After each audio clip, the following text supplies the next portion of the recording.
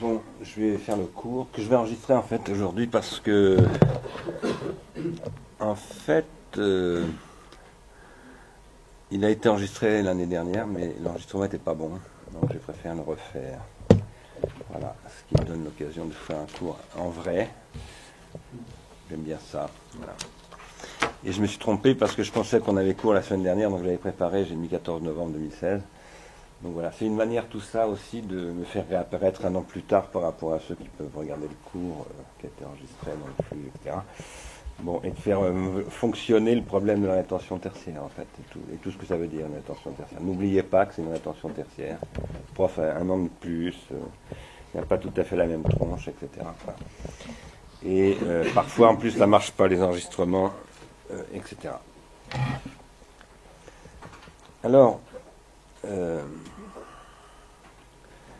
voudrais que nous revenions aujourd'hui dans ce cours, qui ne sera pas très long d'ailleurs, sur un point que j'avais évoqué dans le cours précédent, que vous avez regardé avec moi il y a 2 semaines. À savoir que nous sommes toujours hantés par des revenants. Pas simplement au cinéma ou dans les films d'horreur ou dans les histoires de fantômes, mais dans notre vie en général. Nous sommes hantés par des revenants qui constituent tous les phénomènes. Un phénomène est constitué par une revenance du phénomène. Par exemple, quand vous prenez une petite cuillère dans votre main, comme si de rien n'était, en fait, il y a quelque chose qui revient. Et ce que Jacques Derrida, un philosophe français, appelait une itération, qui est, voilà, une petite cuillère, ça revient, c'est normal, tout à fait normal que ça revienne.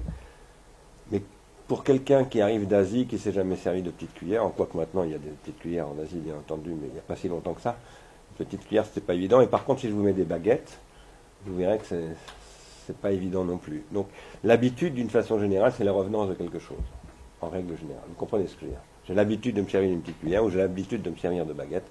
Et le monde est constitué par des choses qui reviennent.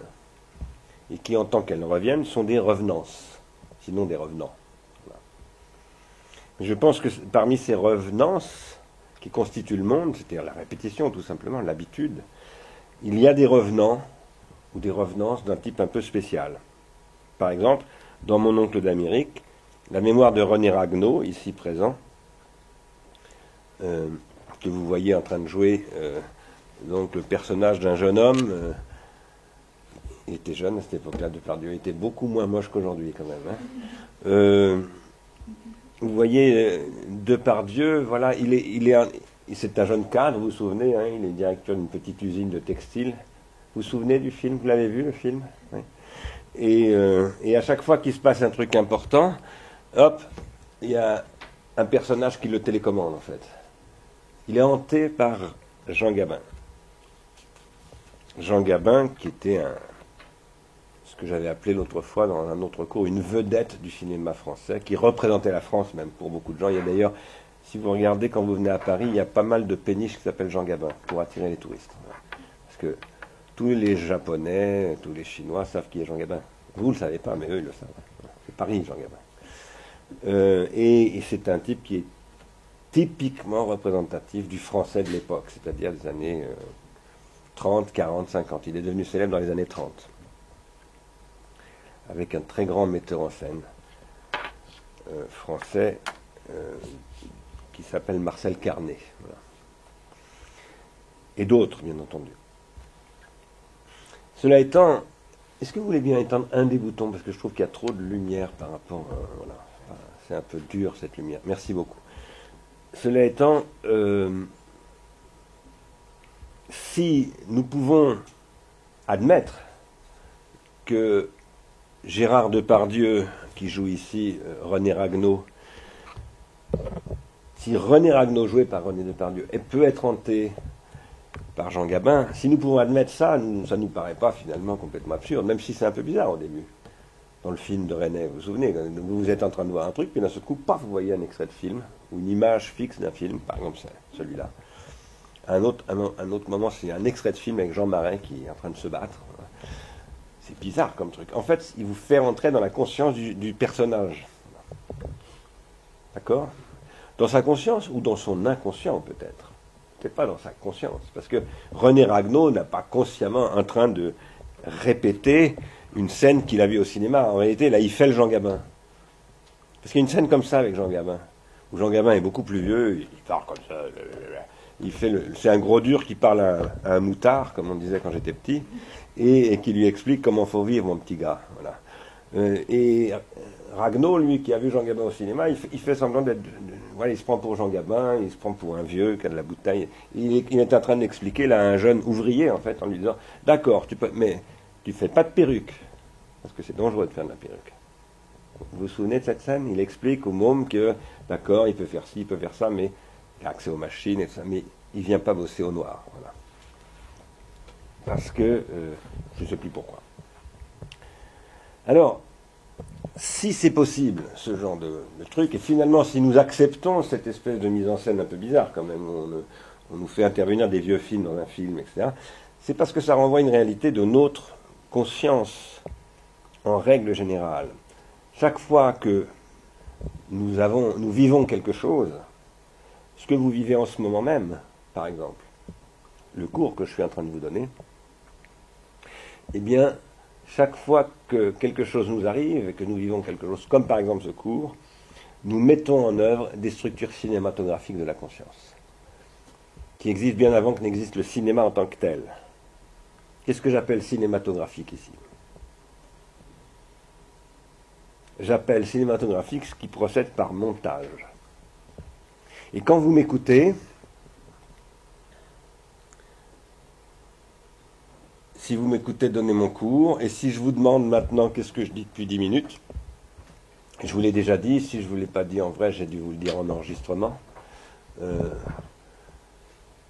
chacune et chacun d'entre vous dira, vous avez dit ça, et ça sera quelque chose de différent des autres. D'accord? Vous êtes d'accord avec ça? J'ai déjà dit ça dans les cours, non? Précédents. Et c'est comme ça parce que les rétentions primaires, vous le savez, je l'ai dit dans les cours précédents aussi, ce ne sont pas des rétentions primaires seulement, ce sont des sélections primaires. Vous sélectionnez, dans ce que je dis, ce qui vous intéresse, ce qui vous parle. Et vous avez des critères de sélection qui sont des rétentions secondaires, c'est-à-dire votre mémoire, votre passé, vos revenants, qui vous servent de critères pour vous orienter. Et à partir de là, vous produisez ce que je dis. C'est pas moi qui dis ce que je dis, c'est vous qui dites ce que je dis. Pour vous, ce que je dis, c'est ce que vous avez dit que je dis. Vous n'en rendez évidemment pas compte, parce que vous faites ce montage sans vous en apercevoir. Ce montage, dans la journée, vous le faites en régie directe, j'y reviendrai tout à l'heure, exactement comme à la télé. Quand vous êtes au journal télévisé, vous avez un metteur en scène qui fait de la régie directe. Il y a le présentateur qui est en train de parler, puis d'un seul coup, le réalisateur lance ce qu'on appelle un bobino, ça s'appelle comme ça, même si c'est plus du tout un bobino, peu importe, qui est un sujet, voilà, il passe des images pendant que le présentateur parle, et à un moment donné, le présentateur dit, et on va regarder le reportage de monsieur machin, ou on va regarder l'archive d'il y a 20 ans, etc. D'accord? Et ce reportage, il a été filmé avant, c'est une espèce de souvenir de la télévision qui a été produit pour ce JT, ou bien les archives ont été achetées à l'INA. Moi, je vendais les archives quand j'étais à l'INA à France Télévisions et à toutes les télévisions. Et donc, on va utiliser ces archives. D'accord? Ça, c'est ce qui se passe au journal télévisé. Et ça se passe en ce qu'on appelait autrefois la régie directe. C'est-à-dire que vous avez un type qui est en direct, à plein de pupitres, etc. Et il lance, il a 6 ou 7 caméras dans le studio, mais il a aussi du télécinéma, des choses comme ça. Enfin, c'est plus du télécinéma, mais autrefois, ça s'appelait du télécinéma. Et il lance des enregistrements. Il fait une espèce de montage en temps réel, d'accord? Soit en jouant sur plusieurs caméras différentes, soit en lançant des archives ou en envoyant de la musique, etc. Comme si c'était un film. Mais vous faites la même chose. Et vous ne vous rendez pas compte. Si par exemple je suis en train de parler et vous dites, tiens, ça fait penser à un truc, ce qui va vous poser un problème, parce que vous allez avoir tendance à décrocher de ce que je dis. Mais en même temps, ça fonctionne que si à un moment donné vous activez des choses qui vous sont personnelles. eh bien, vous allez commencer à monter votre compréhension de mon cours. Et ce montage, en fait, vous le faites en permanence, mais vous n'en apercevez pas du tout. Il y a une espèce de metteur en scène de régie directe qui s'appelle votre conscience et qui organise ces montages, ces agencements entre rétention secondaire, rétention primaire et protension. Parce que si, par exemple, tout à coup, vous me dites « J'aimerais bien vous poser une question », c'est que j'ai suscité une protension en vous, et cette protension, ça s'appelle une question. D'accord ? Alors, pourquoi est-ce que je vous ai déjà parlé de tout ça, donc ce ne sont que des rappels, mais ce que je voudrais aujourd'hui faire, c'est vous montrer que dans toute activité consciente d'un être humain, et depuis longtemps, très longtemps, il y a des images fixes, mais il y a aussi des séquences, il y a des séquences, par exemple, quand Freud analyse avec des gens qui sont sur un divan, ce qu'il décrit comme, par exemple, une névrose obsessionnelle, vous trouverez ça dans certains films d'Hitchcock. Un en particulier qui s'appelle, j'arrive pas à retrouver le titre. Non, celui avec le blanc et le lait. La maison, non, c'est pas la maison d'Anderson, c'est pas la Splendeur, la maison du Dr Edwards. Si vous regardez ce truc-là, ça se passe à la montagne. Il y a une femme qui a une phobie du blanc. En fait, à chaque fois qu'elle voit du blanc, un verre de lait, de la neige, etc., elle commence à paniquer et ça va très très loin. Voilà. C'est en fait une scène traumatique qui se répète et avec une séquence, une espèce de séquence de film. D'accord ? Si vous lisez Introduction à la psychanalyse de Freud ou l'interprétation des rêves de Freud, vous trouverez plein de descriptions de ce type-là. Freud vous montre comment des gens sont pilotés par leurs archives, en fait. Un névrosé, voire un psychotique, enfin c'est surtout plutôt les névrosés, sont pilotés par leurs archives. Leurs archives, c'est ce qui les a frappés à un moment donné dans leur enfance, ou dans leur jeunesse en général, pas toujours, ça peut être plus tard. Par exemple, les soldats de la première guerre de 14, c'était plus des enfants du tout, mais ils sont eux traumatisés par les bombes, mais il y a de quoi l'être. Et après, ils sont pilotés par ça. Donc, et ça, c'est du cinéma. C'est ce que moi, j'appelle du cinéma. Freud n'en a jamais parlé du cinéma parce qu'il n'a rien compris au cinéma. Je crois que le cinéma l'a tellement mis en question qu'il a préféré ne pas en parler, exactement comme Husserl n'a jamais parlé du phonographe. Alors que le phonographe est né au moment même où Husserl a commencé à faire de la philo.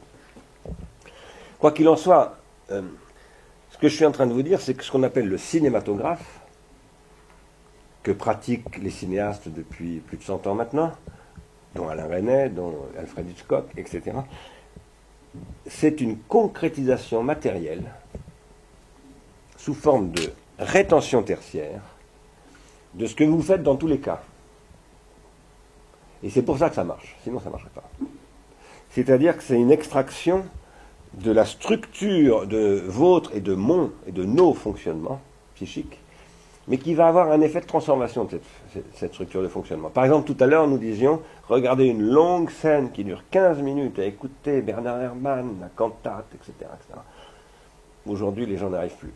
Pourquoi ? Parce que de voir des montages serrés depuis qu'on a 3 ans, en jouant en plus à des jeux vidéo, etc., qui souvent fonctionnent sur le même truc, pas toujours, ça finit par restructurer votre mémoire et la rendre capable de travailler avec tel type de temporalité et incapable avec d'autres. D'accord ? Pourquoi ? Parce que vous êtes, et moi je suis comme vous, plastique. Notre mémoire, notre cerveau, nos circuits synaptiques sont organisés par les pratiques sociales. Et ces pratiques sociales peuvent nous rendre incapables de pratiquer, par exemple, le théâtre classique. Il y a plein de gens qui sont absolument plus du tout capables d'aller au théâtre. En ce moment, j'enseigne au conservatoire d'art dramatique à des jeunes comédiens, et j'essaie de leur apprendre qu'il faut qu'ils sachent que d'abord, ils vont avoir affaire à un public qui souvent, surtout quand c'est des jeunes, ne savent pas aller au théâtre, ne savent pas regarder une pièce de théâtre, parce qu'ils cherchent le cinéma au théâtre. Et le cinéma, il existe, mais ce n'est pas le cinéma qu'on voit là, au cinéma, c'est le cinéma de la conscience. Et donc j'essaie de leur expliquer que le théâtre, c'est du cinéma. Et que c'est ce qu'on appelle le théâtre, c'est une manière de faire du cinéma, mais pas avec des caméras, mais avec une scène, une rampe, avec un éclairage, avec des décors, des artifices, etc., etc., et avec des rétentions tertiaires. Le théâtre, c'est basé sur le texte. Une pièce de théâtre de Sophocle, de Shakespeare, de Racine, de n'importe qui, de Brecht, c'est basé sur un texte. Et le comédien apprend son texte par cœur. Et ensuite, il le joue sur les planches. Et comme dit déjà Aristote dans la Poétique, au IVe siècle avant Jésus-Christ, et encore Marcel Proust au début du XXe siècle, après Jésus-Christ, le public qui va au théâtre connaît le texte, en général. Pas toujours, parce que parfois il y a des créations. Mais le théâtre, c'est une pratique de répertoire. C'est-à-dire que vous avez des gens qui vont voir 15 fois de suite la même pièce. Et quand, par exemple, Marcel Proust va voir Phèdre de Racine, pourquoi? Parce qu'il est malade, il est asthmatique, il a été très malade, et sa grand-mère ou sa mère lui a promis que pour son anniversaire, enfin, il pourrait aller voir Sarah Bernhardt. Il n'a jamais vu de sa vie, mais il entend parler d'elle partout. Il va la voir en train de jouer Phèdre. Il est très déçu parce qu'il connaît Phèdre par cœur. Et pendant qu'elle parle, il se répète le rôle. Et il dit, elle est pas bonne, là. C'est pas comme ça qu'il faut jouer cette tirade. C'est génial, ça, je vous le recommande. Lisez-le, parce qu'il raconte tout ça. C'est absolument fantastique. Nous, au théâtre, quand on y va, on ne connaît pas les textes. Et on n'est plus du tout un public de théâtre. Un vrai public de théâtre, Aristote le dit déjà, il connaît le texte. Il sait lire. Ça renvoie à des mythologies qu'il connaît, etc., etc. Et souvent, il a lu le texte. Parce que souvent, il vient le revoir. Vous savez, je ne sais pas si vous savez, je vous l'ai peut-être déjà dit, mais le théâtre, c'était quasiment une obligation d'aller au théâtre. Quand on était un citoyen d'Athènes, si on n'allait pas au théâtre, on était extrêmement mal vu. Et en plus, on devait financer le théâtre, on devait payer un impôt. À la limite, il fallait presque donner un mot d'excuse quand on n'y allait pas, expliquer pourquoi on n'était pas venu à une représentation. Pourquoi? Parce que le théâtre, ce n'était pas simplement une activité culturelle du ministère de la Culture, c'était là où se forgeait l'unité de la cité. Donc c'était extrêmement important. Quoi qu'il en soit, le théâtre, le cinéma, toutes ces choses que nous pratiquons, ou la littérature, ou bien d'autres choses encore, reposent sur des rétentions tertiaires, et il y a une histoire des rétentions tertiaires. Cette histoire des rétentions tertiaires nécessite qu'on distingue entre plusieurs types de rétentions tertiaires. Par exemple, ça, ce sont des silex taillés. Ce sont des rétentions tertiaires. Pourquoi? Ils ne sont pas très très très anciens, mais ils sont quand même anciens. Ce n'est pas ce qu'il y a de plus ancien, c'est ce qu'on appelle des bifaces. Ça apparaît il y a 2 millions d'années. Ou 1,5 million d'années. Voilà. Je ne sais plus les datations exactes. Les premiers silex taillés, ce sont des choppers, c'est-à-dire ce sont des galets éclatés, ils ne sont pas bifaces. On dégage un petit peu de tranchant, mais là vous avez du tranchant dégagé des deux côtés. Et ça, ce sont tailler des silex comme ça, c'est extrêmement difficile. J'ai essayé d'en tailler moi-même. Et j'ai fait venir ici un archéologue qui était un tailleur de silex, il y a presque 30 ans, à l'université de Compiègne, pour essayer de penser l'intelligence artificielle, d'abord en essayant de penser ce que c'est que les silex taillés. Si je vous en parle, c'est parce que, pourquoi est-ce que vous voyez cette collection-là? Elle a été ramassée par un archéologue. Et pourquoi est-ce que cet archéologue l'a ramassée? Parce que ce sont des témoins, ce sont des traces de mémoire pour nous. C'est la mémoire de la façon dont vivaient des gens de l'époque du biface. D'accord? À travers ça, on arrive à reconstituer, il y a un laboratoire à Meudon, au CNRS, qui s'appelle le laboratoire de technologie expérimentale. C'est une technologie au sens préhistorique du terme. Ce sont des gens qui reconstituent des mondes entiers à travers des traces comme ça. Voilà. Et qui refabriquent, qui retrouvent par une espèce de pratique des indices à la Sherlock Holmes extrêmement avancée, avec des théories de l'hominisation évidemment, basées sur les travaux d'André Leroy-Gourand, qui retrouvent des modes de vie à partir de ces traces-là.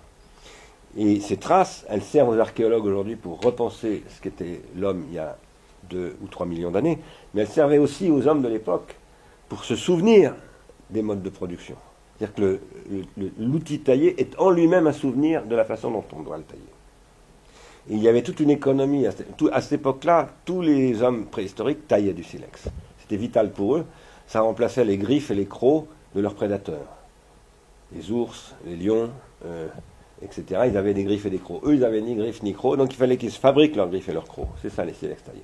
Et d'ailleurs, ces silex, qui parfois étaient des flèches, comme là, eh bien, c'était des silex qui pouvaient se déplacer à 350 km/h, parce que tirés avec un arc. Donc ça permettait d'attraper des animaux qui ont des grosses griffes et des gros crocs, qui s'appellent les lions, et de les tuer, sans même y toucher. D'accord?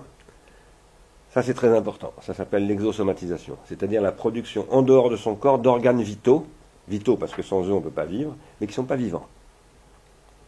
Ce sont des rétentions tertiaires. Et ils servent de modèle de production pour les petits mômes qui, à partir de 5, 6 ou 7 ans, se mettent à tailler du silex comme leur père, parce qu'il faut qu'ils apprennent à fabriquer leurs instruments. Il faut distinguer cela, les rétentions tertiaires en général, de ce que j'appelle les rétentions tertiaires hypomnésiques, avec un H. Qu'est-ce que ça veut dire hypomnésique? Ça veut dire qu'ils servent de technologie de mémorisation. Par exemple, quand j'écris quelque chose, j'écris un cours, ça me sert à mémoriser ce que je vais dire. Et je lis mon cours là en ce moment. Ça, c'est une rétention tertiaire hypomnésique. C'est-à-dire que c'est mon aide-mémoire, si vous préférez. D'accord? Les premiers aides-mémoires de ce type-là, ils sont apparus il y a 40 000 ans, 35 000 ans. Ça, c'est la grotte Chauvet. La grotte Chauvet, c'est une grotte qui est haute comme la cathédrale de Notre-Dame, de Paris. Et elle est couverte de peintures, avec des hommes préhistoriques dont on ne sait pas comment ils ont pu grimper en haut de ces immenses parois. Ils faisaient on sait qu'ils faisaient des échafaudages, mais on ne sait pas pourquoi ni comment ils faisaient tout ça. Ils peignaient, c'est absolument hallucinant. Et des peintures absolument fantastiques. Alors, ces contenus mentaux, je pourrais vous en parler des heures, parce que j'ai beaucoup travaillé là-dessus, mais je n'ai pas le temps. Et d'ailleurs, j'ai oublié de vous présenter j'essaierai de vous le présenter une autre fois, ou peut-être tout à l'heure, des peintures préhistoriques ou des gravures préhistoriques où on voit en fait un storyboard, des cerfs qui traversent une rivière qui sont dessinés en storyboard, c'est-à-dire que c'est une espèce de bande dessinée, ou une lionne qui court, et on la voit faire tous les mouvements de la course.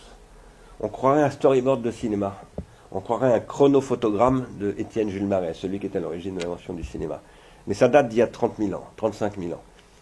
C'est pour ça qu'un archéologue qui s'appelle Marc Azema a dit en fait le cinéma ça commence il y a 35 000 ans.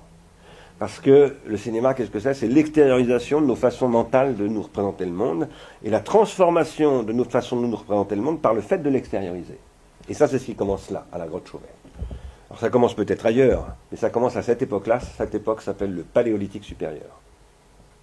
D'accord? Et au Paléolithique supérieur, en Europe, en Afrique, au Moyen-Orient, en Chine, pas en Amérique, parce qu'en Amérique, il n'y a encore personne. L'homme est arrivé en Amérique il y a 40 000 ans, par la glaciation. Les Sibériens, qui sont des Asiatiques, ont pu traverser le détroit de Bering, ils ont commencé à envahir l'Amérique du Nord, puis l'Amérique du Sud. Mais l'homme est depuis peu de temps en Amérique.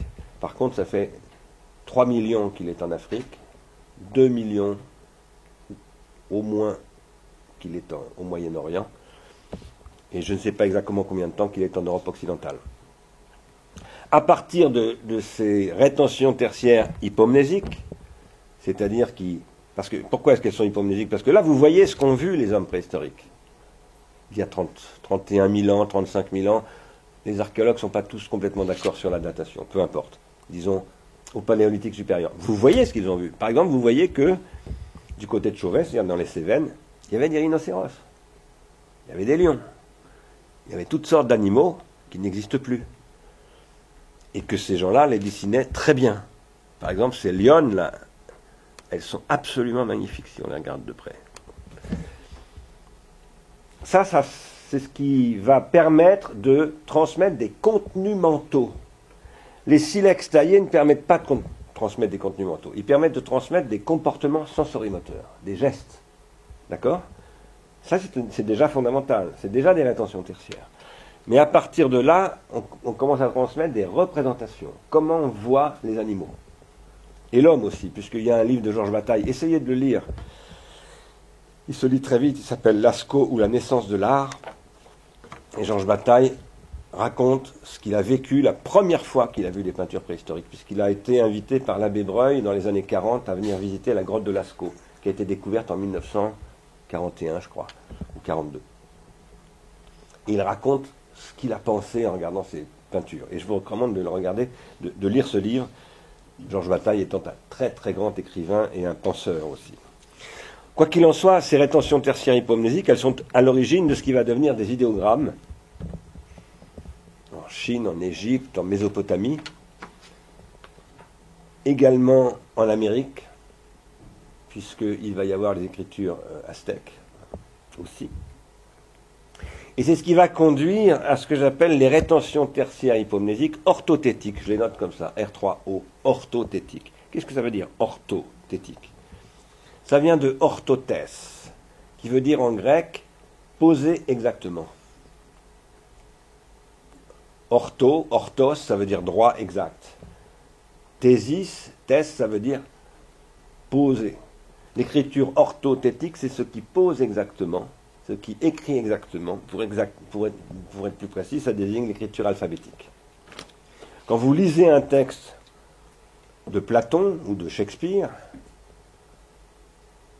ou quand vous lisez un email que je vous envoie, vous ne vous demandez pas qu'est-ce que ça veut dire exactement ce qu'il dit. Non, vous lisez ce que je dis. Vous n'avez pas le sentiment d'avoir une différence fondamentale entre ce que vous êtes en train de lire et ce que je peux vous dire, par exemple. Vous comprenez ce que je veux dire? Vous n'avez pas le ton de ma voix, vous n'avez pas le ton de la voix de Socrate, vous n'avez pas le ton de Shakespeare, mais vous avez l'essentiel, la quintessence de la signification. Ça, c'est ce qui rend possible l'écriture alphabétique. C'est ce qui constitue une écriture orthothétique, et c'est à la base de l'histoire, par exemple. Hérodote et Thucydide, qui sont les premiers historiens grecs, n'auraient pas pu faire de l'histoire sans cette écriture orthothétique. Il y a des formes d'écriture avant, par exemple l'écriture cunéiforme, que l'on trouve en Mésopotamie, là où il y a une guerre terrible en ce moment. Mais cette écriture cunéiforme, vous n'avez jamais la certitude de pouvoir l'interpréter exactement.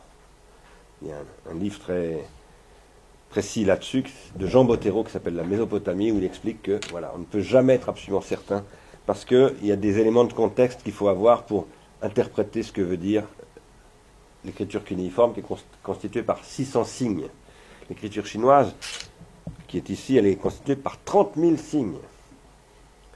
Vous ne pouvez pas apprendre les 30 000 signes. Il n'y a aucun Chinois qui connaît les 30 000 signes. Et le cunéiforme, 600 signes, c'est déjà pas mal. Mais dans l'écriture alphabétique, l'écriture orthothétique, il n'y a que 26 signes. Et ces 26 signes sont en plus des synthèses de la production vocale, phonématique ou phonologique de la parole. Et donc, quand vous apprenez à lire, vous apprenez à resynthétiser le son en silence. Vous réactivez, je travaille avec une femme qui s'appelle Marianne Wolf, qui est une spécialiste américaine de ces questions, qui fait de la neuroscience, de la neurophysiologie, de la lecture et de l'écriture. Vous réactivez des circuits auditifs, mais par l'œil et pas par l'oreille. D'accord? Ce qui fait que après, quand vous savez faire ça, vous lisez quelque chose avec l'œil et vous pouvez le réoraliser à voix haute, donc le prononcer à voix haute. Ça, c'est ce que j'appelle la rétention tertiaire littérale. Voilà. À la lettre. La rétention tertiaire littérale, c'est une rétention tertiaire orthothétique, d'accord? Mais il n'y a pas que la rétention tertiaire littérale qui est orthothétique, il y a aussi la rétention tertiaire analogique. Qu'est-ce que c'est que la rétention tertiaire analogique? Vous pouvez me donner un exemple de rétention tertiaire analogique?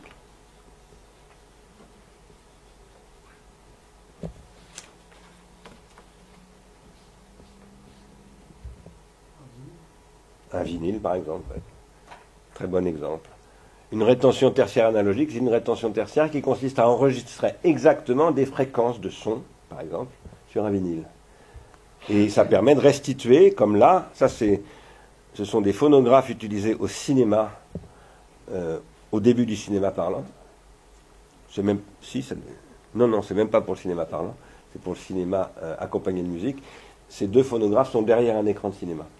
D'accord? Mais ils permettent de restituer du son exactement. Et c'est pour ça que dans L'homme qui en savait trop, à un moment donné, qu'est-ce que vous voyez? En fait, c'est pas la bonne image, j'ai pas trouvé la bonne image. Enfin, je l'ai trouvée, mais elle était de très mauvaise qualité. Mais c'est ça que vous voyez dans Ambrose Chapel, quand le faux curé, le faux pasteur, est en train de dire au vrai tueur, c'est là qu'il faudra tirer. Et il pose son truc, et on entend le coup de cymbale. D'accord? Et il peut le poser exactement, ou presque. Si c'était avec du numérique, ça serait encore beaucoup plus précis. Mais enfin, il sait à peu près. Moi, j'étais disc jockey. Quand on connaît bien les disques, on sait poser presque exactement là où il faut démarrer. Et ça, c'est une rétention tertiaire analogique sonore. Mais le cinéma est lui-même une rétention tertiaire analogique, bien entendu. Donc, quand vous regardez un film, c'est exactement comme la photo de Baudelaire dont je vous avais parlé. Elle réémet des photons d'une manière exacte, et vous voyez réellement Gérard Depardieu, qui est encore vivant, mais il est vieux, il ne ressemble plus du tout à ça. Et Jean Gabin, ça fait bien longtemps qu'il est mort, mais vous le voyez. Et vous le voyez exactement comme il était. Et c'est ça qui produit les scènes réelles dont je vous avais parlé au début, avec Roland Barthes, André Bazin, etc. D'accord? Si j'insiste sur les rétentions tertiaires, c'est pour une raison très précise, dont je vous ai aussi déjà parlé. Selon les types de rétention tertiaire, les processus de répétition et de revenance dont je vous parlais au début de ce cours vont se transformer. Vous n'allez pas répéter de la même manière. Par exemple, je vous donne un exemple dont j'ai aussi déjà parlé, à propos de la mélodie comme objet temporel qu'étudie Husserl. La mélodie, jusqu'en 1877, c'est-à-dire jusqu'à l'apparition de ce genre d'appareil-là, vous ne pouviez pas l'écouter deux fois de suite. C'était absolument impossible. Vous ne pouviez pas écouter la même mélodie deux fois de suite. Vous pouviez écouter deux interprétations différentes d'une même mélodie, mais ce n'était pas la même mélodie parce qu'elle n'était pas interprétée par la même personne. Vous êtes d'accord? Vous pouviez relire la partition d'une même mélodie, qui elle ne bougeait pas, et ça fait depuis 1000 ans pratiquement, pas tout à fait 1000 ans, qu'on est capable de transmettre une partition, comme celle que vous avez vue dans L'homme qui en savait trop. C'est depuis le XIe siècle, depuis qu'un moine italien qui s'appelait Guido d'Arezzo a commencé à noter sur le principe des octaves, avec une notation en octaves, et sur une portée qu'on appelle diastématique, c'est-à-dire une portée à 5 lignes. Ce que nous avons vu tout à l'heure dans le film de Hitchcock. Il n'y a que depuis 1000 ans que l'on peut enregistrer la structure compositionnelle d'un morceau de musique. Mais c'est un enregistrement pas du tout sonore, c'est un enregistrement visuel, spatial. Donc ce sont des valeurs de notes qui sont enregistrées. Ce n'est pas le jeu musical lui-même, vous n'entendez pas le son.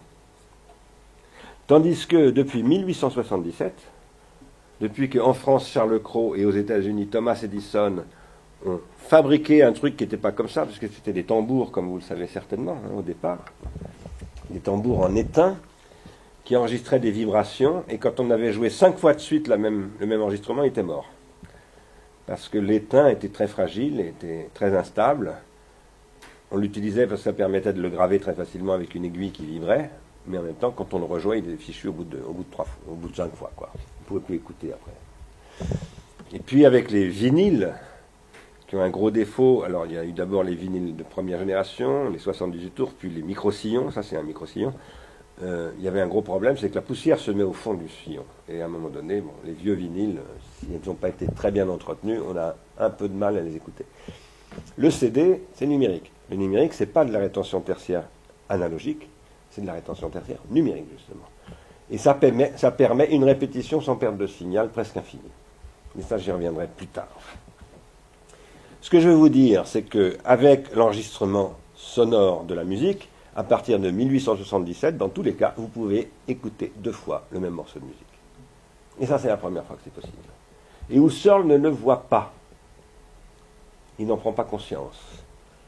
Et c'est pour ça qu'il ne dit pas un mot du phonographe, ce qui est très paradoxal.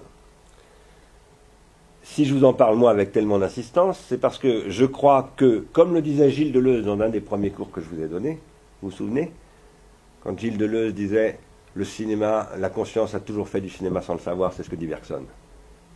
Mais peut-être que le fait de faire du cinéma maintenant industriel, ça peut permettre de corriger ou d'améliorer la conscience en tant qu'elle fait du cinéma. Pourquoi est-ce qu'il peut dire ça? Eh bien, c'est parce que, par exemple, à une époque, moi j'étais très très branché dans le jazz et j'ai écrit un texte sur le rôle du disque dans le jazz. Si le jazz tel qu'on le connaît, je dis bien le jazz et pas le blues, et tel qu'il a complètement bouleversé la musique du monde entier, et le rock est une espèce d'effet secondaire du jazz. Si le jazz s'est développé, c'est à cause du disque. C'est parce que des gens qui ne savaient pas lire la musique, qui ne voulaient pas l'apprendre, Charlie Parker par exemple, tout en ne voulant pas lire la musique et l'apprendre, néanmoins la répétaient, et ils pouvaient s'enregistrer sur des disques comme ça, ils se réécoutaient, ils se critiquaient, ils s'engueulaient d'ailleurs, et ils faisaient des reprises, et si ça vous intéresse, par exemple, toutes les prises et reprises de Charlie Parker, vous pouvez les acheter, ça coûte un peu cher, mais elles ont été conservées, rééditées, etc. Et moi j'ai écrit un article sur un livre qui est consacré à ça, d'un musicien, pas un musicien, mais un passionné de jazz, s'appelle Ross Russell, qui a expliqué comment travaillait Charlie Parker avec son saxophone et son phonographe pour répéter et étudier la musique des autres et la sienne. Alors, ce que je suis en train d'essayer de vous dire, c'est que les technologies de répétition transforment les processus de répétition, les processus de revenance, et au bout du compte, les façons de penser, les émotions, etc. etc. Et ça, c'est ce que Husserl n'a pas réussi à penser, mais c'est à partir de Husserl qu'on peut penser ça, en essayant de récupérer les concepts de Husserl pour essayer d'aller un petit peu plus loin que lui. Et justement, maintenant, ce que je vous propose, c'est que nous revenions vers Husserl. Pourquoi est-ce que je vous propose d'y revenir? Eh bien, c'est parce que je vous disais qu'il n'a pas envisagé la question qui se pose avec les enregistrements phonographiques de son époque. Puisque quand il donne les cours sur l'objet temporel, c'est en 1905. Le phonographe existe déjà depuis 30 ans. Et le cinéma existe déjà depuis 10 ans. Mais il n'a pas intégré ça dans sa réflexion. Bien qu'il n'ait donc pas intégré ça, à savoir que des objets que j'appelle des rétentions tertiaires, qui sont hypomnésiques, analogiques, permettent la répétition identique du même objet temporel, et qui, à chaque fois qu'on le répète, produit des phénomènes différents, parce qu'on n'entend pas la même chose. Ou alors, si on entend la même chose, c'est qu'on n'écoute plus parce que le truc n'est pas bon, c'est de la musique qui n'a pas d'intérêt, et on le met à la poubelle. Si Husserl ne s'est pas intéressé à ces questions, en revanche, il s'est intéressé à autre chose qui est très important. À savoir que la rétention secondaire permet elle-même la répétition. Si par exemple je vous dis, vous vous souvenez de ce que je disais dans le cours précédent, puis je m'arrête, et je vais vous laisser réfléchir. Vous allez mouliner un petit peu pour essayer de retrouver les souvenirs du cours précédent. Alors éventuellement vous allez reprendre vos notes, c'est-à-dire vos rétentions tertiaires. Et vous allez retrouver une trace de vos notes, et vous allez dire, ah oui c'est vrai, Stigler parlait de ça, etc. Et vous allez vous rejouer le truc. Et souvent, moi je demande, quand je fais des cours qui ne sont pas enregistrés, mais des cours que je donne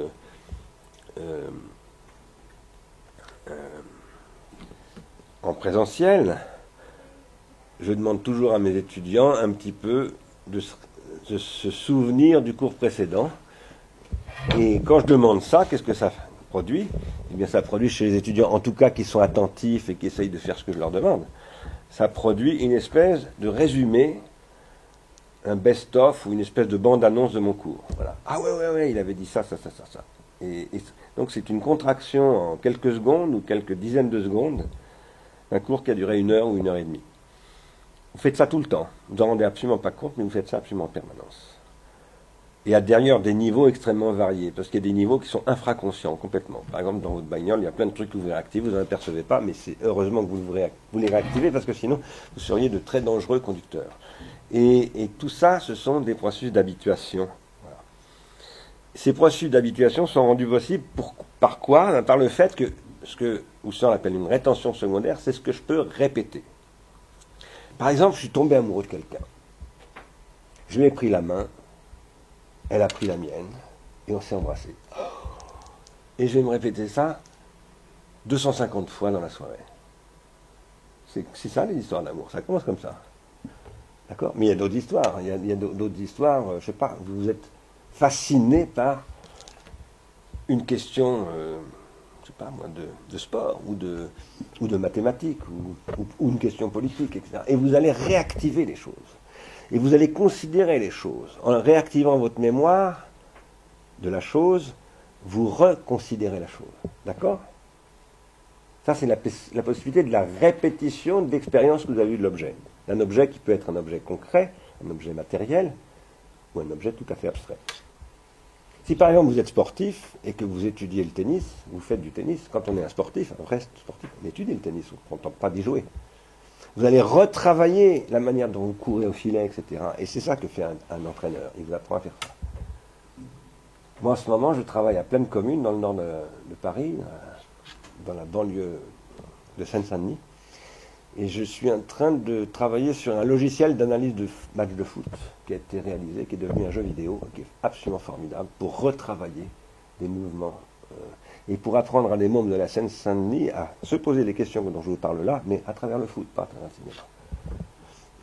Et il y a tout un travail qui se fait aujourd'hui sur le retravail de la mémoire à travers les technologies numériques. Quoi qu'il en soit, donc, Husserl s'est intéressé à ce que c'est que l'expérience de la répétition d'une rétention secondaire. Il commence par dire, je peux répéter autant que je veux la mémoire que j'ai de quoi, par exemple? De la madeleine que j'ai trempée dans une tasse de thé quand j'étais petit chez ma tante. Ça, c'est encore Proust. C'est la fameuse réminiscence proustienne, la Madeleine de Proust. Vous avez entendu parler de la Madeleine de Proust? Non? Jamais? Si vous ne connaissez pas, il faut que vous vous intéressiez un petit peu. Qu'est-ce que c'est que la Madeleine de Proust? Eh bien, un jour, Marcel Proust, qui devient vieux, un peu par accident, retrouve une sensation qu'il a eue d'un goût de thé et de madeleine, un peu comme ça. Il devient vieux, hein, c'est à la fin de son œuvre. Et d'un seul coup, ça déclenche toute une remémoration. Voilà. En fait, ça arrive tout le temps. Je ne sais pas si ça vous est peut-être jamais arrivé, mais si ça vous est jamais arrivé, ça sera étrange. Moi, il y a plein de trucs qui me remémorent des choses comme ça. Une musique, par exemple, que j'avais entendue quand j'avais 18 ans, et hop, j'ai l'impression d'avoir 18 ans. Et ça, c'est très important au cinéma. On fait fonctionner des trucs comme ça absolument tout le temps chez les spectateurs, sans qu'on s'en aperçoive.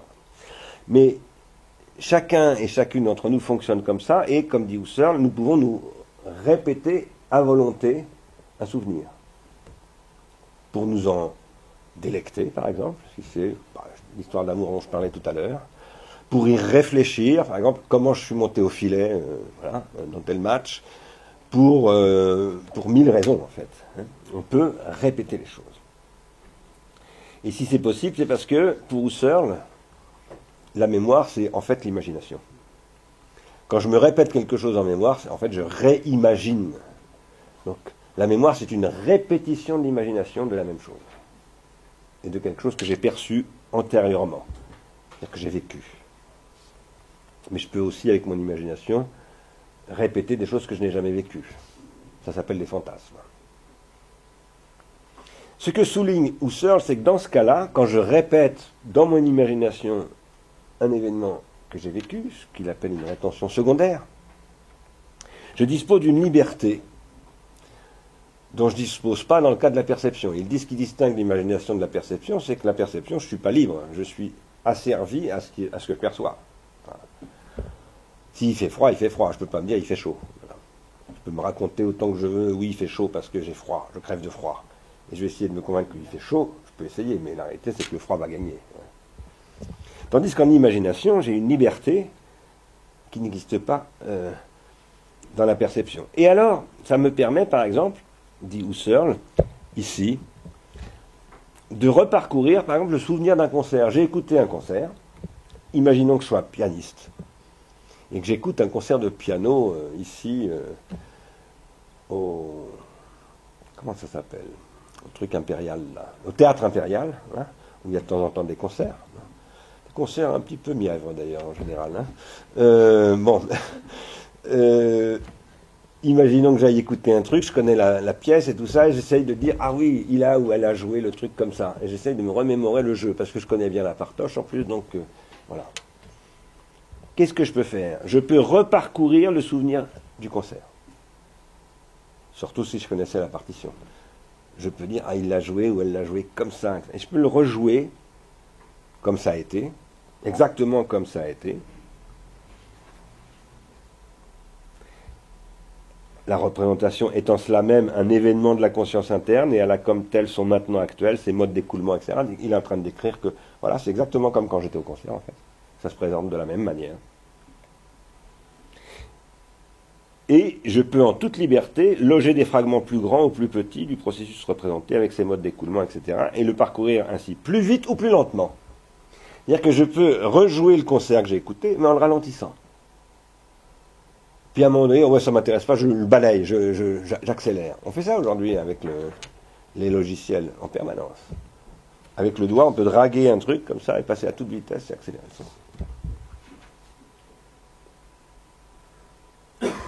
Et Husserl ajoute qu'il y a, à partir de cette faculté de la mémoire, qui est en fait une faculté de l'imagination, il se présente ce qu'il appelle un phénomène remarquable, qu'il appelle le recouvrement ici.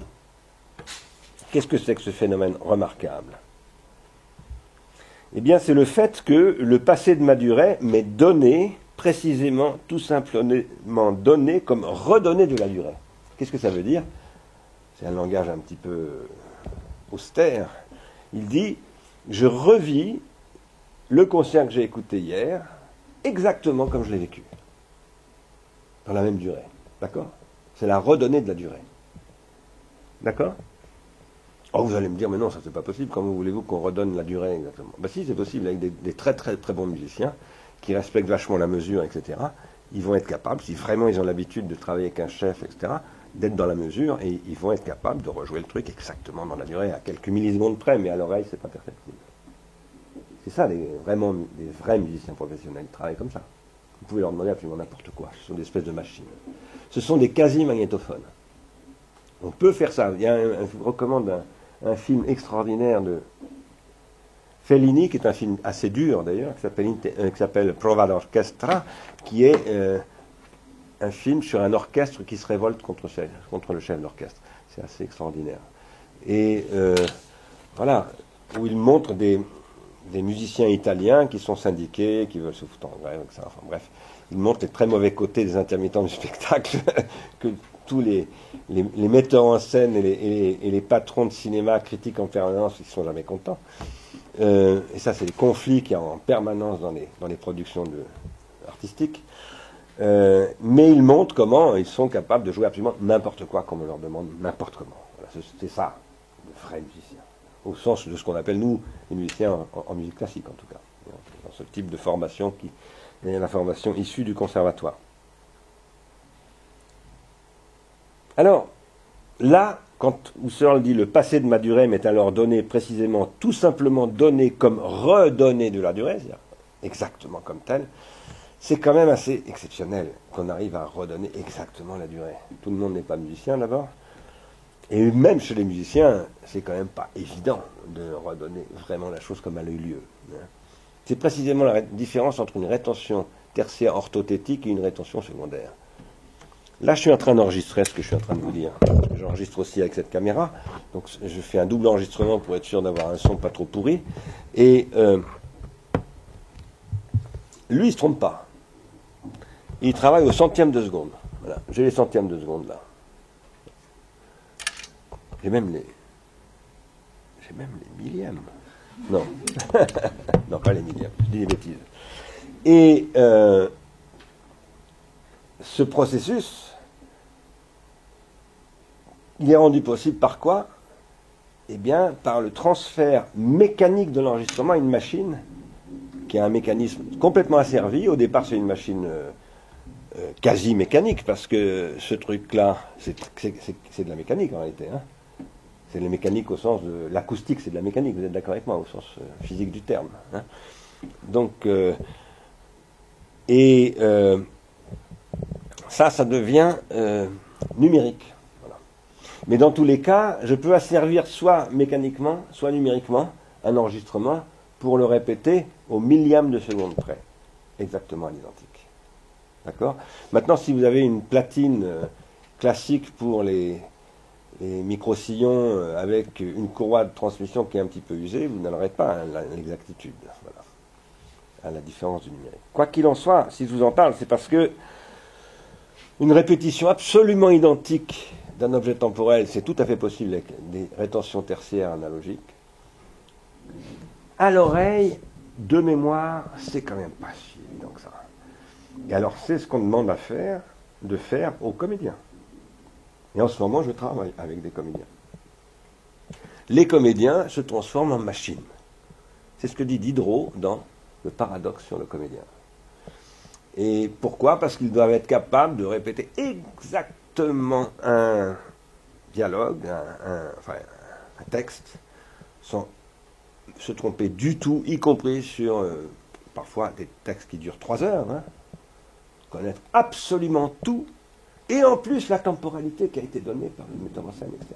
C'est quasiment des machines. Mais c'est quand même extrêmement rare, ça. Ça suppose des entraînements pendant des années, se soumettre à des disciplines extrêmement dures. Normalement, vos rétentions secondaires ne sont pas comme ça. Donc c'est une première objection à ce que dit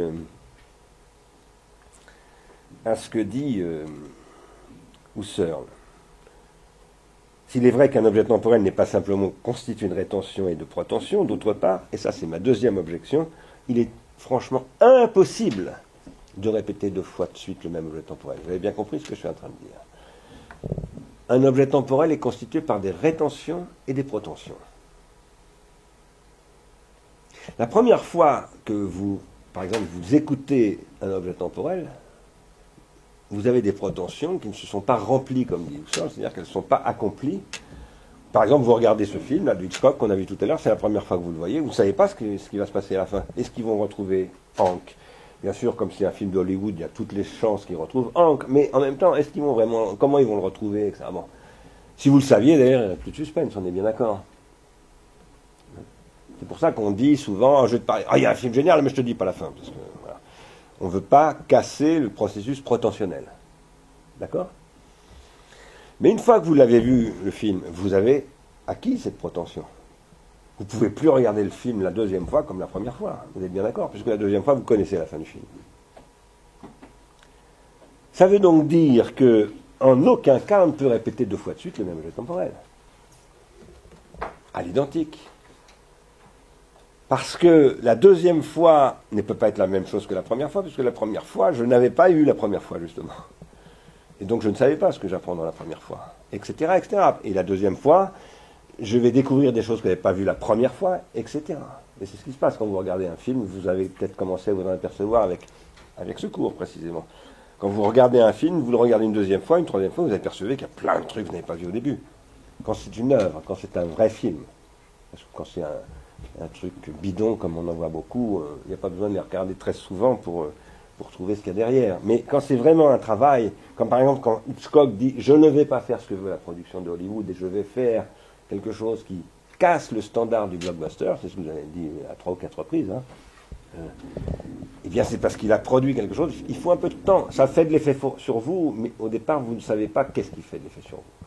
Il faut revoir plusieurs fois le film pour comprendre pourquoi il a produit tel effet sur vous. D'accord? Et c'est là que vous devenez amateur de Hitchcock ou de cinéma. Là, donc, Husserl se trompe, selon moi. Il se trompe parce que il dit que la chose peut se répéter autant qu'on veut, à la limite, et c'est pas vrai du tout. Elle ne peut pas se répéter à l'identique. Qu'est-ce que ça veut dire qu'elle se répète? C'est pas simplement qu'elle ait exactement la même durée, ça veut dire qu'elle produise exactement les mêmes rétentions et les mêmes protensions. Elle ne peut pas produire les mêmes protensions.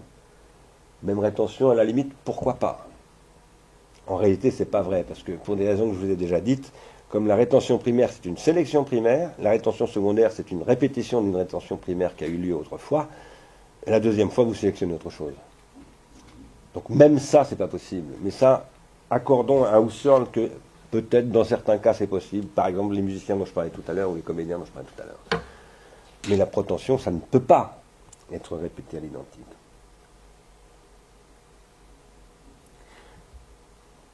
Autrement dit, la répétition subjective est complètement différente de la répétition objective. La répétition subjective produit toujours des augmentations et des suppressions, protentionnelles en particulier, mais pas seulement. Tandis que la répétition objective répète bêtement la chose et permet de l'objectiver justement, c'est-à-dire d'en faire une rétention tertiaire. C'est ce qui amène Paul Ricoeur à dire ceci, je le cite, c'est dans Temps et récit, c'est un commentaire en fait des leçons sur le temps de Husserl. Si la manière dont le ressouvenir, ce qu'il appelle le ressouvenir, c'est ce que Husserl appelle la rétention secondaire, mais parfois il dit le ressouvenir.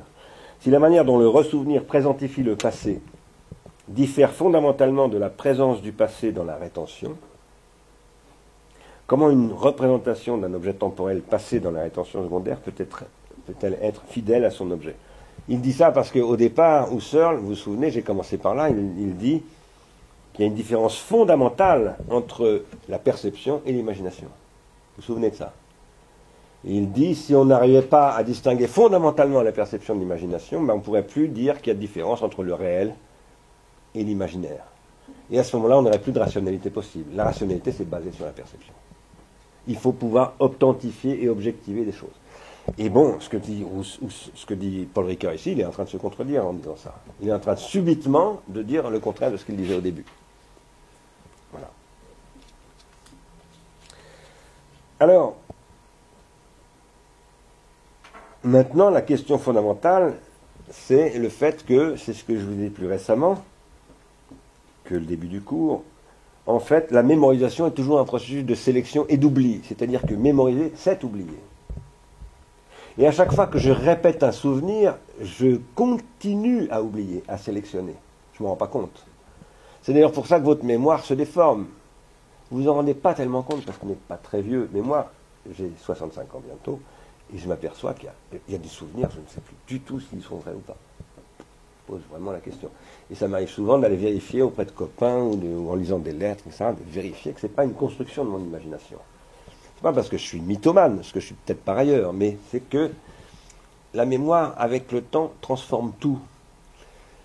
Et c'est ce que raconte Proust aussi, à propos de toutes sortes de choses. Et je vous recommande une expérience, si vous avez la chance de pouvoir la faire, absolument formidable, c'est de commencer par lire le texte de Proust, à la recherche du temps perdu, de vous pénétrer, de vous imprégner de ce que dit Proust, de la maison de Combray, de la promenade des Aubépines, de l'église de Combray, tout ça, de sa tente, de sa maison, de sa chambre. Pénétrez-vous de ça, c'est génial, c'est magnifique. Donc. Et puis ensuite, allez à Combray. Voilà. Et vous verrez la réalité. Et vous verrez comment le travail de la mémoire a fait que quand vous lisez Proust, vous avez l'impression d'être dans une superbe maison immense. En fait, c'est toute une toute petite baraque de petites mémées à la retraite, dont on sent bien que c'était la tante en question, elle vivait dans sa petite baraque. Mais le petit Proust, quand il venait là, il était tout petit, donc pour lui c'était grand. Et en vieillissant, ça a grandi, c'est devenu de plus en plus grand. C'était une sorte de château, en fait. Voilà. Et ça, c'est la déformation de la mémoire. Et ça, c'est ce dont Husserl ne rend pas vraiment compte, et il ne rend pas compte de ça parce qu'il n'a pas montré que mémoriser, c'est en fait sélectionner, c'est oublier, et c'est transformer. Toujours. Quand on mémorise subjectivement. Qu'est-ce que ça veut dire? En fait, ça signifie que plus profondément, ou plus largement, disons plutôt, dans toute remémoration d'un objet temporel, quel qu'il soit, un objet passé, une tirade que j'ai apprise, une histoire d'amour, tout ce que vous voulez, ma visite chez ma tante quand j'étais petit à Combray, il y a toujours, à travers ce processus de remémoration, un dérochage, un montage, et des effets spéciaux, des ralentis, des accélérés, etc. Tout ce qu'on trouve au cinéma. Il y a un dérochage. Qu'est-ce que ça veut dire, il y a un dérochage? Vous savez ce que c'est que le dérochage? Vous savez ce qu'on appelle dérocher? Non, pas du tout. Pardon? Je ne vous entends pas, il faut parler un peu plus fort. Alors, ouais, c'est pas exactement ça. C'est-à-dire que... Mais c'est ça aussi, ouais. En fait, quand on tourne un film, on fait ce qu'on appelle des rushs, des prises. On demande, par exemple, à un tel personnage, René Ragnaud, en train de faire semblant de se prendre pour Jean Gabin. Alors, René va lui dire, alors, essaye de faire Gabin, là, etc. Ah non, non, t'es pas bon, recommence, c'est pas Gabin, ça. Gabin, il faisait ça, recommence. Il fait plusieurs prises comme ça. Parfois, ils en font 30 ou 40 ou 50. Parfois, d'ailleurs, ils font exprès d'en faire 30, 40, 50 pour amener le comédien à la crise de nerfs. Parce que parfois, au cinéma, ça c'est différent du théâtre, au cinéma, par exemple, je ne sais pas si vous avez vu un film de François Truffaut qui s'appelle... merde, comment il s'appelle ce truc je peux retrouver le titre, c'est un film très très très connu, qui est l'histoire d'un petit garçon. C'est son premier film qu'il a rendu très très célèbre. Enfin bref, je me retrouve. Les 400 coups. À un moment donné, il a besoin de le faire pleurer. Vous savez ce qu'il a fait pour le faire pleurer? Il lui a foutu une baffe. Voilà. Il n'arrivait pas à le faire pleurer. À un moment donné, paf, il a foutu une grande baffe. Le môme s'est mis à pleurer. Et évidemment, devant le juge, on pourrait l'attaquer pour avoir violenté un enfant, ce qui est absolument interdit par la loi aujourd'hui, etc., etc. Mais c'est pour vous dire que le cinéma et le théâtre, c'est deux choses très très différentes. Vous ne pouvez pas prendre une baffe au théâtre pour vous mettre à pleurer. Donc il faut arriver à pleurer sur la scène. Aussi. Mais en même temps, au théâtre, vous pouvez faire semblant de pleurer, parce qu'il n'y a pas de gros plan. Au cinéma, vous devez vraiment pleurer. Il faut vraiment qu'il y ait des larmes qui coulent. Alors, ça, c'est tout ce qui est déroché ensuite. Voilà. Le dérochage, c'est de reprendre des éléments et de les remonter. D'accord? C'est de faire des choix. Je choisis des prises. Et le dérochage, il se fait en général avec le monteur. C'est un truc qui se fait entre le monteur et le metteur en scène et l'opérateur prise de vue, comme on l'appelle, c'est-à-dire celui qui tient la caméra. Et on dit, on va choisir les plans, et on va dire cette scène, on la saute, elle ne nous intéresse pas. Il n'y a pas de prise intéressante. Et c'est ce qui va faire qu'on monte. D'accord ? Ça se fait en temps différé. C'est-à-dire qu'on fait les prises d'abord au studio, puis ensuite le soir on va en salle de dérochage, parce qu'on a envoyé au laboratoire la pellicule pour qu'elle soit développée, et ensuite on va visionner en salle de projection. Eh bien ça, c'est ce que vous faites quand vous rêvez la nuit. Si vous lisez Freud, Introduction à la psychanalyse, qu'est-ce qu'il dit ? Vos rêves ils sont constitués par ce qu'il appelle des restes diurnes. Les restes diurnes, c'est des bouts de trucs que vous avez vécu dans la journée. Et autour d'un bout de truc, vous allez le dérocher, vous allez le prendre, et vous allez construire autour plein de trucs, des ralentis, des effets spéciaux, et vous allez rajouter des tas de machins qui n'existaient pas du tout. Et éventuellement, ce rêve, le lendemain matin, quand vous allez vous réveiller, il va vous habiter, il va revenir dans votre journée, il va vous faire fantasmer, et il va transformer votre trajectoire. Ça, c'est ce que j'appelle votre cinéma intime, nocturne, qui est l'activité de votre inconscient pendant la nuit. Et ça peut donc passer par des effets spéciaux, du ralenti, de l'accéléré, et même un arrêt sur image. Qu'est-ce que c'est qu'un arrêt sur image ? C'est un temps de réflexion. À un moment donné, vous arrêtez, vous dites « Ah là, je m'arrête ». Et vous regardez ce que vous voyez dans votre mémoire. Et vous réfléchissez, en fait. Et ce moment de réflexion, il peut aussi se transformer en analyse, c'est-à-dire en décomposition du mouvement, en décomposition du processus. Et à ce moment-là, vous êtes dans l'activité de ce que Emmanuel Kant appelait l'entendement. C'est-à-dire que vous êtes vraiment dans l'analyse de ce que vous pensez. D'accord ? Et quand vous remontez tout ça, et que avec ça vous faites un film, c'est votre vie, ce film. Eh bien, c'est ce que Kant décrit comme une synthèse. Et c'est l'activité de la raison, et non pas de l'entendement. Alors, je vous dis des choses là, très vite, qui mériteraient de longs développements et de longues argumentations, parce qu'évidemment, tout ça est un peu trop vite dit, mais pour l'essentiel, c'est bien ce qui se passe. D'une façon générale, ce que vous faites, c'est ce que vous êtes en train de faire en ce moment. Vous montez des rétentions primaires, des rétentions secondaires et des rétentions tertiaires. C'est ça que vous êtes en train de faire en ce moment. Pourquoi est-ce que je dis que vous montez ? Parce que vous êtes en train de prendre des notes, d'écrire, et vous êtes en train de construire votre écoute de mon cours et la manière dont vous le comprenez. Cette construction-là, elle est intégralement constituée par un jeu de rétention et de protention. Et évidemment, elle est changée par le fait que vous savez écrire, parce que vous n'écoutez pas de la même manière que des gens qui ne savent pas écrire, qui ne savent pas lire. Et elle vous permet de noter ce que vous avez entendu, et en notant ce que vous entendez, de conduire votre écoute. D'écrire les notes que vous prenez, ça vous aide à écouter, en fait. Ça peut vous empêcher aussi d'écouter. Et évidemment, c'est très important, parce que le fait que vous écriviez, c'est que ça veut dire que vous produisez des rétentions tertiaires, à mesure que vous m'écoutez. C'est-à-dire que vous produisez vos rétentions primaires en produisant vos rétentions tertiaires, qui elles-mêmes téléguident la production de vos rétentions secondaires. Et ça, c'est un agencement bien particulier qui s'appelle le cours à l'université.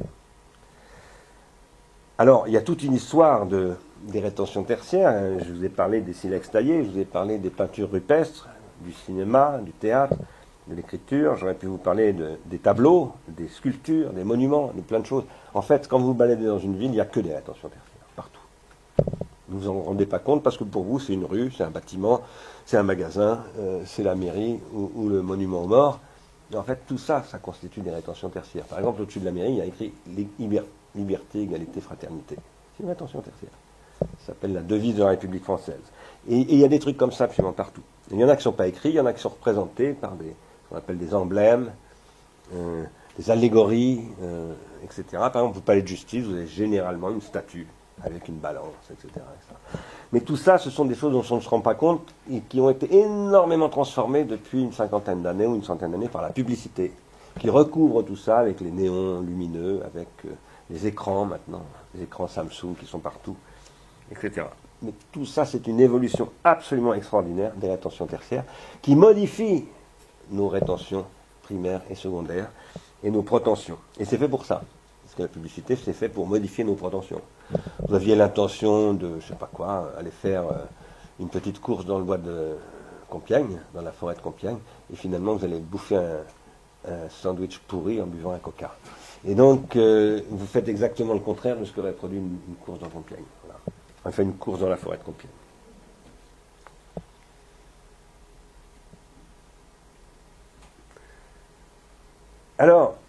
la manière dont on mémorise varie énormément selon...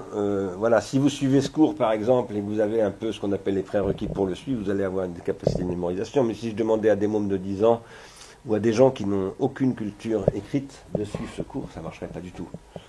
Et à l'inverse, s'ils m'emmenaient à un rituel, je ne sais pas, en Asie, en Afrique ou en Amérique du Sud, dont je ne connais absolument pas les conditions d'effectuation, c'est-à-dire dont je n'ai pas les critères rétentionnels, je ne rentrerai pas dans le rituel, je verrais ça comme une fête ou comme un truc touristique. Voilà.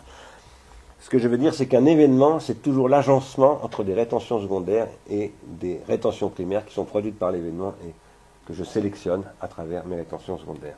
Ça, c'est absolument fondamental. Et derrière tout ça, il y a le problème de ce qu'on appelle des critères.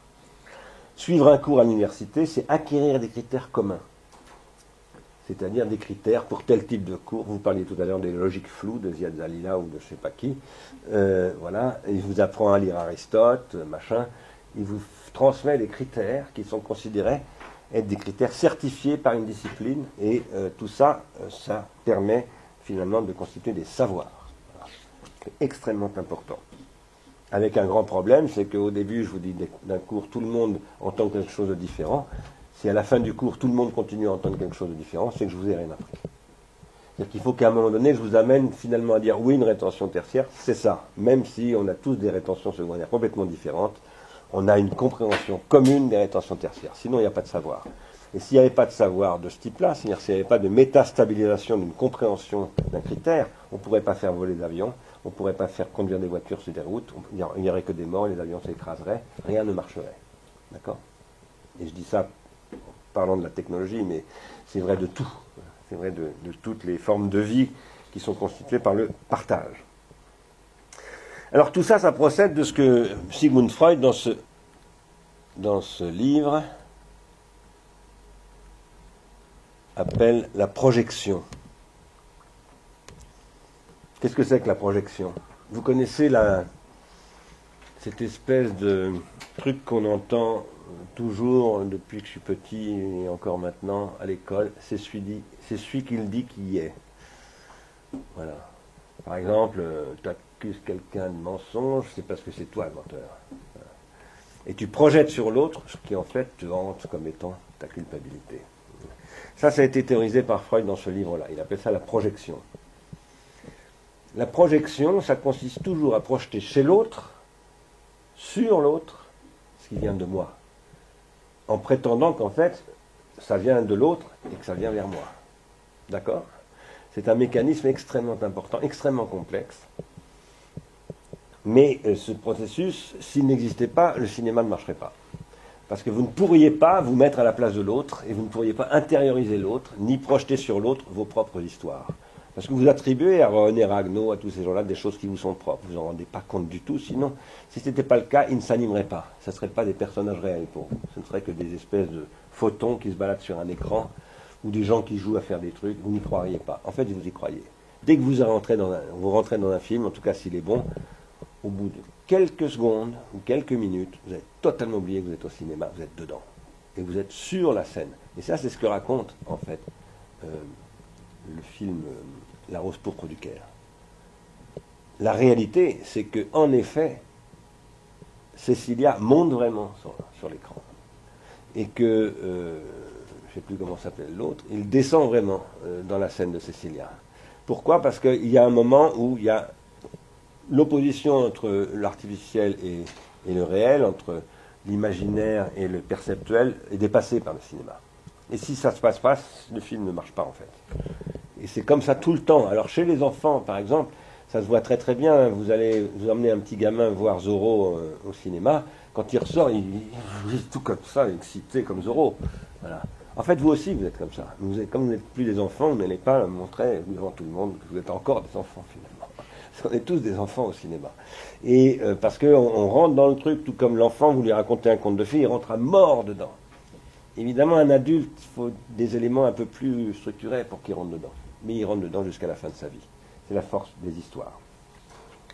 C'est comme ça, pourquoi ? Parce qu'il est en fait lui-même structuré il est une machine à produire des histoires. Et il ressemble à ça, c'est la régie dont je vous parlais tout à l'heure. Cette régie, ça c'est une régie de télévision, bon, il y a plein de boutons qui pilotent plein de trucs, mais évidemment, votre conscience, c'est plus compliqué que ça. Enfin, disons que c'est différent de ça, très différent de ça. Mais les principes sont les mêmes. Les principes sont les mêmes. Et quand vous m'écoutez là en ce moment, vous faites fonctionner des machins comme ça. Vous n'en apercevez pas. Et cette nuit, vous allez faire comme Fellini. Vous allez rêver. Et ça, c'est un rêve de Fellini qui va être à la base d'un de ses films. Voilà. Et comme vous voyez, il rêve. C'est des rêves qu'il raconte. Mais en fait, il dessine ses films. C'est du storyboard. D'accord? Fritz Lang aussi faisait ça.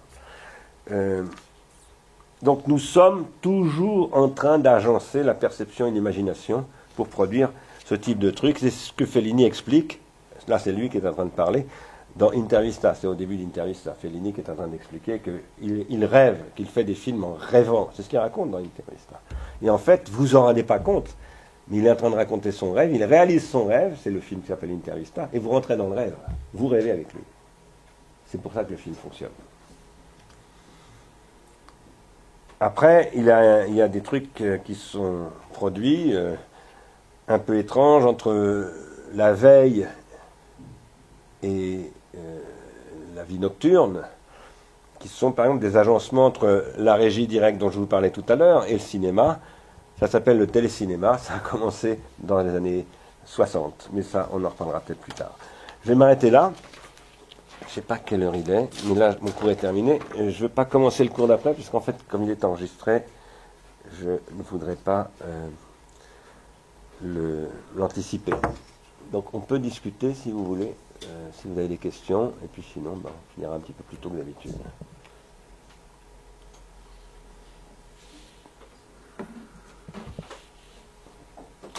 Non, il n'y a pas de questions. Ou de remarques à faire.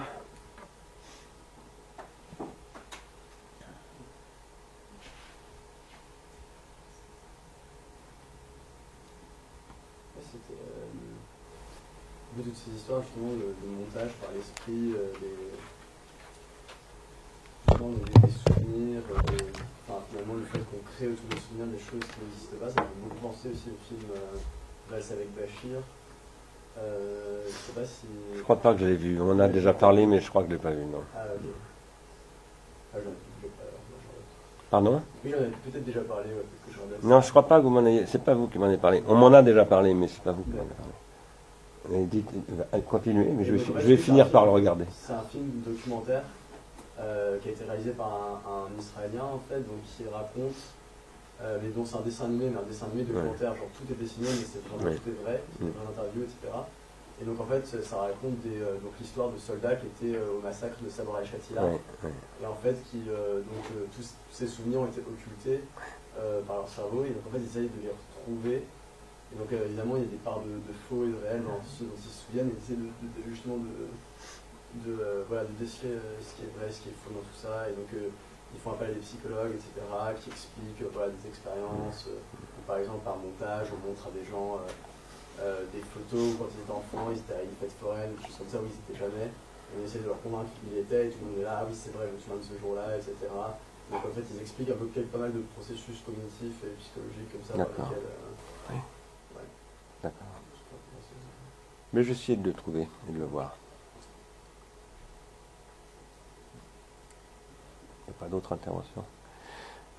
Dans ce cas-là, on va s'arrêter là. Donc la semaine prochaine, nous verrons On connaît la chanson, d'Alain Resnais. Essayez de le voir quand même, si vous pouvez, ça serait mieux, parce que c'est mieux comme vous avez vu les films dont on va parler. Voilà, merci bien. Et à la semaine prochaine.